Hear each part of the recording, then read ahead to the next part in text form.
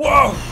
C'est le déluge par ici! Et je parle pas des déluge que tu peux acheter au magasin. Putain, je suis dans la galère face au froid et je pense à faire des blagues, c'est pas normal. Bon les amis, parlons peu, parlons sérieusement. Aujourd'hui, en plus j'ai vu, j'ai fait claquer la petite chemise. Je me suis dit, allez c'est quoi, on va mettre la petite chemise, on est en période de fête, pourquoi pas, autant faire profiter aussi les abonnés. Bref, là n'est pas le sujet, là n'est pas la question. Au final, j'ai pas posé de question. Bref, aujourd'hui les amis, j'ai mis mes écouteurs, vous savez bien, je me mets un petit peu de musique parce que quand je parle sans musique, j'ai l'impression voilà, d'être seul au monde et j'aime pas ça. Vraiment, je vous le dis, j'aime pas ça. Je me suis dit aujourd'hui, j'ai envie de faire une vidéo où je vous parle un petit peu de certaines choses qui se sont passées dans ma vie, des petites anecdotes. Faut savoir que avant, pour la petite histoire, je voulais faire déjà une vidéo comme ça depuis un petit moment, mais je trouvais rien. Je sais pas pourquoi, dans ma vieille cervelle de moineau, il y avait rien qui me venait à l'esprit, tu vois. Donc j'ai commencé à adopter des techniques, à classer mes souvenirs dans des catégories un petit peu comme sur YouTube. Et bah là justement, j'ai classé les souvenirs dans la catégorie honte et il y a des trucs, des petites anecdotes qui me sont revenues, anecdotes que je vais bien évidemment vous partager. Donc ça va être une vidéo mes pires hontes et je vous avoue que ça va raviver des mauvais souvenirs. Pour le coup, allez, j'en transpire déjà, là ça se voit là sur mon front. Mais bon écoute, il faut que je me lance. On va directement commencer, on va pas perdre de temps. Dites-moi par contre dans les commentaires si vous aimez bien ce genre de vidéo où je joue un petit peu le père Castor, je vous raconte des histoires et tout. Moi j'aime bien, genre c'est un format qui je trouve est vraiment super cool. C'est très chill, c'est très détente et en plus vous allez apprendre des choses sur moi. Donc c'est tout bénéf pour tout le monde.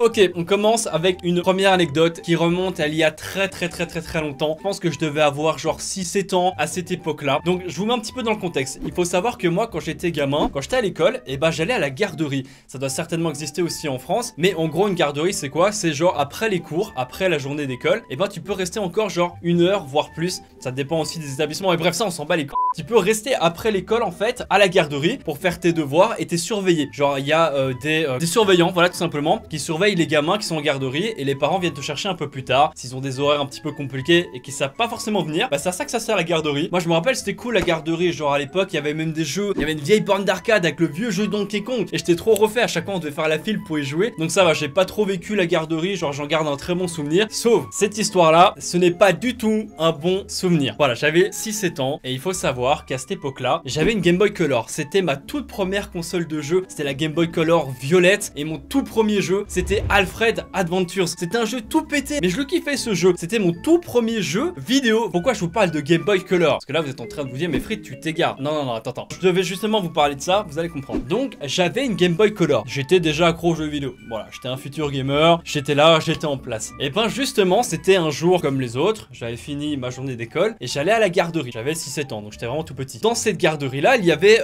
d'autres élèves. Et il y en avait un qui avait ramené sa Game Boy. Ouais c'est une Game Boy Color aussi je suppose. Il avait ramené sa Game Boy et il avait ramené ses jeux aussi tu vois. Et il y avait une petite table en fait au milieu de la pièce et il avait mis en fait ses cartouches de Game Boy sur la table. Et moi en tant que tu vois petit fan déjà petit fan des jeux vidéo, j'avais ma Game Boy etc, je kiffais dessus. Bah j'étais venu comme ça en mode sneaky tu vois, je regardais un petit peu les jeux qu'il avait etc. Et puis là je vois Donkey Kong, je sais pas quoi. Ensuite je crois il y avait un truc Pokémon, ensuite un autre jeu. Et j'étais là en mode putain mais ce gars là il a des putains de jeux. Moi je suis là avec mon Alfred de mort, j'ai pas d'autres cartouches de jeux de Game Boy. Genre je sentais le petit diable sur mon épaule qui me disait ah Frites, bon je m'appelle pas Frites, je m'appelle Maxime mais ah Maxime tu vois ces cartouches de Game Boy ça peut être très simple. Genre en 2 minutes tu peux les avoir pour toi et personne n'en saura rien. C'est ce que je pensais à ce moment là hein, que personne ne serait douté que voilà. Et il y avait le petit ange à gauche qui me disait non Frites c'est pas bien tu vois, même si t'es gamin tu sais quand tu vas faire quelque chose qui n'est pas forcément bien. Et il y avait l'ange qui me disait non Maxime ne le fais pas machin c'est pas bien. Et le diable qui continue non Frites vas-y de toute façon t'es un enfoiré vas-y vole. Et là j'étais là ça a semé clairement la zizanie dans ma tête, j'étais pas bien. Et je me suis dit vas-y c'est quoi, j'écoute le diable, il est un peu plus stylé. Donc j'ai écouté le diable et ce que j'ai fait c'est que je suis arrivé en mode sneaky. Oh sympa les cartouches de Game Boy hein. Je checkais gauche, droite, je voyais que personne me regardait. Là hop j'ai pris la cartouche de Game Boy et je l'ai foutu dans mon slibard. Alors, je sais pas si j'avais un pantalon sans poche, je sais pas pourquoi, mais je me suis dit, voilà, je mets ça dans mon slibard, personne viendra le chercher. Et en vrai, c'est vrai, personne n'aurait pu dire, gros, tu caches une cartouche de Game Boy dans ton slip. Et je me rappelle que dans cette classe-là, on va appeler ça une classe, il y avait un gros tableau en bois. Et je sais pas pourquoi, je savais en fait que ce que je faisais c'était mal. J'étais déjà dans un mood où je stressais ma race, tu vois, genre j'étais vraiment pas bien. Donc je me suis dirigé vers le tableau en bois et je me suis caché derrière pendant un moment. Je faisais genre un peu, tu vois, genre je m'éclipsais tout doucement, j'étais derrière le tableau. Alors que c'est complètement con, frère. Si tu vois qu'un gamin se cache derrière le tableau, bah c'est louche. Je sais pas pourquoi j'ai fait ça, le plutôt de mener ma vie genre de manière normale et continuer la journée en mode sneaky, personne n'aurait rien cramé. Mais je sais pas, j'étais pas bien et du coup j'avais été me cacher derrière le tableau. Et ensuite je sais plus ce qui s'est passé, ça remonte il y a très longtemps, hein. Peut-être que je rajoute des trucs dans mon histoire, mais grosso merdo c'est ça pour l'instant l'histoire, tu vois. Et genre soit j'avais eu une envie de pisser ou de chier. Ouais, je crois que c'est ça en fait. Ouais, j'avais envie de genre couler mon meilleur bronze. Du coup je me suis dirigé vers les toilettes, c'était à l'extérieur de la classe. Et il se faisait tard à ce moment-là, genre on allait bientôt venir me chercher, tu vois. Et mon frère, il faut savoir que mon frère, qui a 3 ans et demi en plus que moi, était aussi à la garderie ce jour-là. Et du coup, comme il commençait à se faire tard, il est venu me chercher et il a capté que j'étais au shot. Du coup, en fait, ce qui s'est passé, et je sais même plus ce qui s'est passé, ce qu'il a ouvert la porte, j'avais pas fermé la porte, j'étais tout gamin, alors tu sais, j'étais tout innocent. Genre, je crois que j'avais pas fermé la porte. Et en fait, ce qui s'est passé, c'est que mon frère a ouvert la porte, hein. Je vous le dis, c'était le timing parfait. Et moi, quand j'ai baissé mon fut, et ben la cartouche de Game Boy est tombée. Alors là, je peux vous dire que je n'étais vraiment pas bien. Là, je me suis dit, hé là, Max, ah, tu vas te faire goumer là. Là, tu vas prendre cher. Je me suis dit, peut-être que mon frère va me protéger. Non, ce bâtard à l'époque, il m'avait balancé. Du coup, il a vu que j'avais une cartouche de Game Boy qui n'était pas la mienne, parce que nos parents nous interdisaient de prendre nos consoles à l'école. Donc, il a cramé que c'était pas à moi et que c'était un élève qui était dans la garderie avec nous. Donc, il a pris la Game Boy, il a été la replacer. Je sais plus comment ça s'est passé. Et là, t'as mon beau-père qui est venu. Et mon frère a tout balancé. Voilà, clairement il a poucave. J'étais là en mode mais pourquoi il fait ça et tout. Je me suis mis à pleurer machin. Donc on m'a fait bah voilà un serment, Maxime c'est pas bien de voler etc. J'ai été puni aussi je crois par la suite. Et j'en ai voulu à mon frère de m'avoir balancé. Parce que ça aurait pu passer crème tu vois. J'aurais rendu, j'aurais remis sur la petite table. En plus je pense que l'autre il commençait à péter des plombs. Ouais elle est où ma cartouche de Game Boy. Tire un coup de coude et ferme là. Ça s'est pas passé comme ça hein, pas du tout. Mais il cherchait ses cartouches. Donc je crois que j'ai été lui rendre. Je sais plus si je lui ai parlé, que je lui avais piqué son truc. Je crois juste que ça s'est fait en mode comme ça. Et que c'est moi qui ai pris cher en fait en rentrant à la maison. Résultat des courses, vous pourrez vous dire, bah alors à ce moment-là, tu as compris la leçon et plus jamais tu as volé de ta vie. Et ben non. J'ai recommencé, j'ai sévi à nouveau mais bien plus tard. Et c'est pour ça que là on va passer à la deuxième anecdote qui concerne encore une anecdote de vol. Ah j'étais un petit voleur à l'époque. Bref, deuxième anecdote, c'est parti. Deuxième anecdote les amis, on remonte à quelques années auparavant, mais j'étais déjà plus âgé, je crois que je devais avoir 10 ans, 11 ans, un truc comme ça. Donc j'étais quand même bien plus grand que quand j'étais gamin. Mais du coup, il y a eu une période, je me sens honteux, mais il y a eu une période, je sais pas pourquoi, je m'amusais à voler des petits trucs. En fait c'est un cercle vicieux quand t'es jeune, parce que tu commences par chipper un petit paquet de chewing-gum, tu vois, tu te fais pas choper, et là tu te dis, mais putain, j'ai aucune thune, les seuls trucs que je peux manger c'est ce que mes parents me donnent. Là je viens de prendre un paquet de chewing-gum, je suis en train de m'enjailler avec taper mes meilleurs chewing-gum et tout ça gratos. Alors, tu sais, t'as l'impression d'être un teuclac, tu vois, d'être le roi du monde. Et du coup, il y a une graine qui a semé, qui est née dans ma tête. Et c'est là que ça a commencé. Une petite série où je piquais des bonbons et ce genre de choses. Et généralement, à cet âge-là, ne le faites surtout pas. Hein. Vraiment, les amis, je ne suis pas du tout un exemple. S'il y a des plus jeunes qui me regardent, je ne suis pas un exemple. Ne volez pas. Vraiment, c'est mal. C'est pas bien du tout. Et généralement, ce qui se passe, c'est que tu continues de voler. C'est un peu comme quand tu triches à l'école. Tu continues de voler jusqu'à ce que tu te fasses choper, en fait. Et c'est ce qui s'est passé, tu vois. Après, j'ai jamais volé des gros trucs, hein, mais je volais, voilà, des petits bonbons, des trucs comme ça, tu vois. J'étais un thug life. Je me rappelle qu'il y avait un jour où j'avais été dans une supérette avec des potes. Et lui aussi, je les avais engrainés en plus. Je les avais engrainés dans mon mood de voler des trucs, etc. Enfin, franchement, je suis pas du tout un exemple. Il y avait une supérette. Il y avait pas grand chose, c'était vraiment tout petit. Et il y avait un coin boisson, tu vois. Et il y avait des canettes. Et comme j'étais toujours dans mon mood, dans ma spirale infernale de vouloir voler des trucs dès que j'en ai l'occasion, et bah, ce que j'ai fait en fait, c'est que j'avais une veste. Et j'ai pris les canettes. J'en ai pris deux. Hein. J'en ai pris deux. Vous allez voir qu'à la fin, je suis quand même gagnant, tu vois. J'en ai mis une, hop, dans ma poche droite, hop, dans ma poche gauche. J'avais les deux canettes, tu vois. Et là, je me suis dit, vas-y, là, il faut que je me barre. Je faisais un petit peu genre de rien, je me baladais. Et ce que je savais pas, il y avait des caméras. Et en fait ce qui s'est passé c'est que la vendeuse m'avait vu derrière son écran. Alors là je peux vous dire que quand je suis arrivé en mode yeah je vais réussir à voler ces canettes là, genre quelques mètres et c'est bon je suis dehors, je commence à me diriger vers la sortie. Et là il y a la femme qui m'arrête et qui me dit je vous ai vu voler.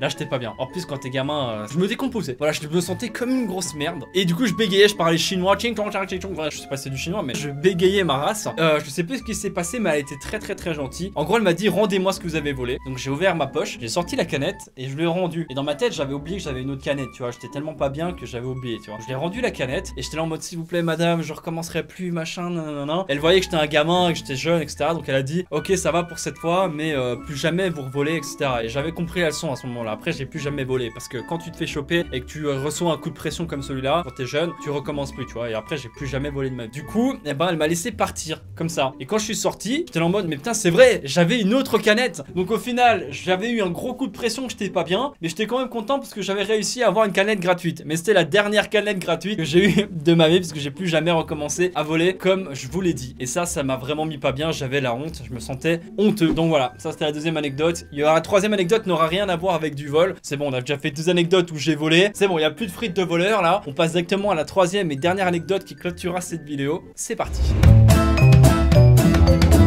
Pour cette troisième et dernière anecdote, ça remonte à il n'y a pas si longtemps que ça. Ça remonte, je crois, à la Japan Expo d'il y a 2 ans. Donc ça remonte vraiment il n'y a pas très longtemps. Alors ça, j'en ai jamais parlé parce que honnêtement, je me suis senti vraiment gêné. Et ça me fait mal encore là, j'ai l'impression qu'on m'a tiré une balle dans la poitrine tellement la douleur revient, ce mauvais souvenir revient. Je vous remets du coup dans le contexte de la Japan Expo. J'étais avec Sora, je crois qu'il y avait Riri aussi. Il y avait d'autres gens avec nous. Je ne sais plus qui était avec nous à ce moment-là. Ça remonte il n'y a pas si longtemps, mais bon, des fois j'ai des pertes de mémoire comme ça. Et j'ai un petit peu l'Alzheimer, t'as vu. Il faut savoir qu'à la Japan Expo, il fait extrêmement chaud. Vraiment pour ceux qui sont déjà allés, bah voilà, vous allez pouvoir confirmer, il fait toujours putain de chaud dans la Japan Expo, ce qui fait que tu as vite soif. Et ce qui est bien, c'est qu'à la Japan Expo, on vend des bubble tea. Et bah justement, à ce moment-là, on avait super chaud, on avait super soif. Donc on a décidé tous ensemble d'aller se poser, d'aller se boire un bubble tea. Donc on a pris notre bubble tea, hop, on s'installe, on commence à taper notre meilleur bubble tea. Et en fait, ce qui s'est passé, c'est que genre ils étaient en train de discuter et tout. Et moi, j'ai regardé à droite, il y avait plusieurs tables comme ça où les gens étaient assis. Et il y avait une fille avec son mec qui était là, et je sais pas pourquoi, genre j'ai l'impression qu'elle regardait dans ma direction, qu'elle me regardait, et elle faisait un signe, elle faisait un truc genre en mode hey, salut machin. Du coup moi dans ma tête, en plus j'étais fatigué, il faisait chaud etc. Dans ma tête je me suis dit bah c'est peut-être une abonnée en fait, tu vois, c'est peut-être une abonnée. Du coup je me suis dit qu'est-ce que je fais à ce moment-là, bah, je me suis dit je vais me lever et je vais lui faire un coucou. Du coup je me suis ramené près d'elle et j'ai commencé à dire hey, salut machin, t'es une abonnée. Et là elle me regarde et me dit pas du tout. Et là je me suis senti comme une merde, tu vois, genre ça, j'ai remonté dans le temps, je me suis ressenti comme quand j'étais gamin, je me suis senti pas bien les amis, je sais pas ce que j'ai fait après pour me sortir de ce merdier, et du coup je lui ai expliqué que ouais je suis youtubeur, et j'ai cru qu'elle m'avait reconnu, et que du coup j'étais venu pour pas être mal poli, tout ça, voilà, genre vraiment un des pires moments de ma vie. Ensuite, je suis retourné, j'ai expliqué ça à Sora, et sûrement Riri était forcément avec nous, il m'a dit putain gros, vraiment j'aurais pas aimé être à ta place et tout, j'en ai reparlé encore avec lui il y a pas si longtemps que ça, je lui ai dit que j'allais faire une vidéo un petit peu anecdote tout ça et je lui ai raconté ça, il m'a dit ouais ça il faut trop que tu racontes. Et après pendant les heures qui ont suivi j'étais vraiment pas bien, j'avais du mal à me remettre de cette situation des merdes. J'espère que ce genre de situation ça m'arrivera plus jamais. S'il y a bien un sentiment et une émotion que je n'aime pas ressentir, c'est le sentiment de la honte en fait. Donc voilà, c'est ce qui clôture cette petite vidéo anecdote. C'est la première fois que je me la joue vraiment 100% Père Castor où je vous raconte des histoires. J'espère que j'ai pas trop galéré à raconter mes histoires, que vous avez réussi à être dedans tout simplement. Voilà, que j'ai réussi à vous captiver avec mes histoires. Donc vous me le dites dans les commentaires si ce type de format vous plaît et si vous voulez que j'en refasse peut-être plus tard, s'il y a d'autres souvenirs qui me reviennent, bah peut-être que je pourrais refaire une vidéo dans ce genre là. Mettez-moi un énorme pouce bleu si vous avez kiffé la vidéo et puis vous savez que ça soutient énormément la chaîne. Je remercie mon petit Jerry d'avoir fait le montage qui je suis sûr sera très cool. Abonnez-vous à la chaîne ici si ce n'est pas encore fait, à la chaîne secondaire juste ici, ou checkez 2 de mes autres vidéos juste ici. C'était votre bon vieux Frites comme toujours, prenez soin de vous, portez-vous bien, bye bye tout le monde.